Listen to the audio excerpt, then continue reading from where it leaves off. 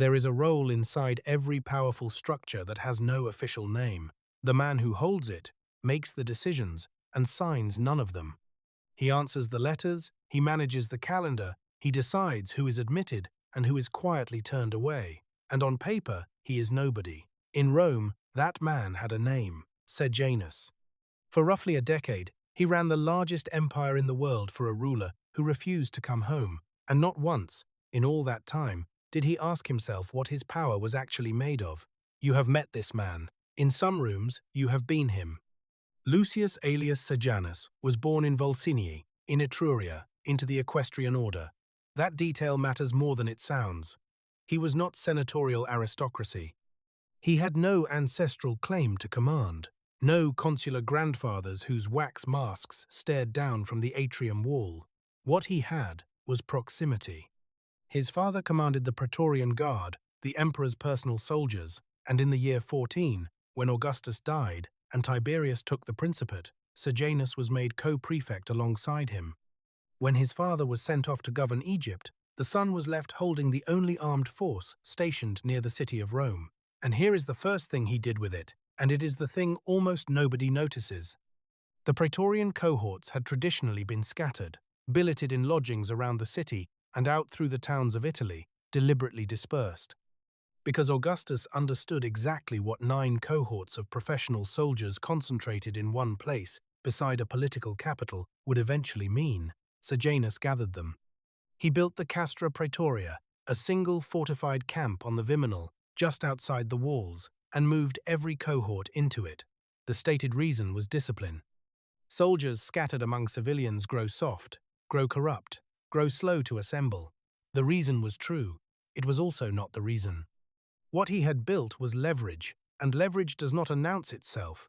It simply sits there, visible to everyone, until the day it is used.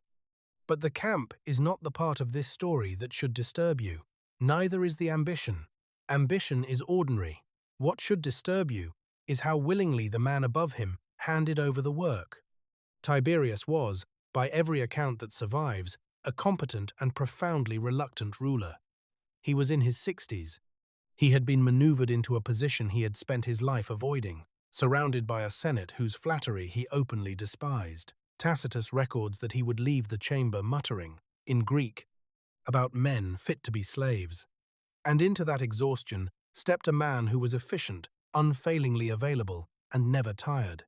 Tiberius began to lean, then to delegate.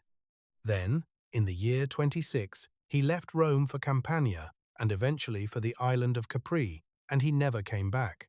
Not once, in 11 years, did he re-enter the city he governed. Everything that reached the emperor from that point forward passed through Sejanus. Every petition, every dispatch, every accusation, every name. He controlled the correspondence, and controlling the correspondence is controlling reality. Tiberius on his cliff knew only what arrived by boat, and what arrived by boat was curated. So Sejanus began pruning. Agrippina the elder, widow of the beloved Germanicus, mother of the natural heirs, was isolated by degrees friends, prosecuted, allies broken. Her household hollowed out until accusation was almost a formality. Her sons Nero and Drusus were destroyed in sequence. Nero was exiled to the island of Pontia. Drusus was shut in a cellar of the palace and starved. Agrippina died in exile on Pandateria. Earlier still, in 23, Tiberius's own son Drusus had died suddenly, and the sources record that 8 years afterward it was alleged that Sejanus had poisoned him with the help of Drusus's wife, Livilla, with whom he was conducting an affair. That allegation surfaced only after Sejanus fell, in a letter written by a woman about to kill herself, which is precisely the kind of testimony that should be held at arm's length. What is not in doubt is the outcome. One by one, everyone who stood between Sejanus and the emperor's ear stopped existing. By the year 31, he held the ordinary consulship jointly with Tiberius himself. His statues stood in the theatres. His birthday was publicly observed. Men swore oaths by his fortune. Tiberius, in writing, called him the partner of his labours. There was no higher place available to an equestrian from Etruria, and there was no one left alive to contest it. Now, To understand what happened next, you have to stop looking at Sejanus and look at the structure holding him up. Machiavelli set this out with a coldness nobody has improved on. In Time's The Prince, he distinguishes between the man who acquires his position through Time's virtue, his own capability, his own arms, his own foundations, and the man who acquires it through Time's, Fortuna Times, and the arms of others. The second man, Machiavelli says, rises with almost no effort and expends everything he has staying there, because his position rests on the will and the fortune of whoever raised him. Those are the two most unstable things in the world. He did not build the foundation. He cannot repair it. He is a structure resting entirely on ground that belongs to someone else. And Machiavelli adds the sentence that should be carved above the desk of every indispensable man. Whoever is the cause of another becoming powerful is ruined by it. The patron knows. The patron always eventually knows, because the same competence that made you useful is the evidence that you could replace him. Sejanus had misread the arithmetic entirely. He believed that because Tiberius depended on him, he was safe. The dependence was real. The conclusion was inverted. A ruler who needs you does not love you for it. He resents the need, and he watches the man who created it, and the moment he calculates that the cost of removal is lower than the cost of continuation, the favor turns. It does not erode. It turns, all at once, like a lock.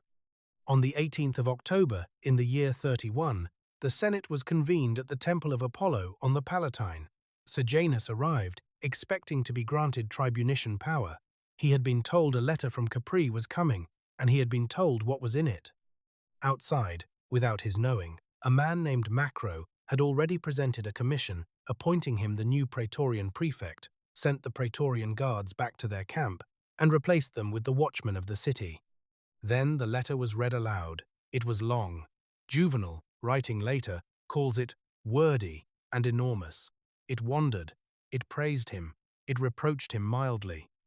It discussed unrelated matters at length. Senators sitting near him, we are told, began to edge away as it went on, and somewhere in the final section, without ever raising its voice, it asked the Senate to arrest him. He was condemned the same day, strangled that evening.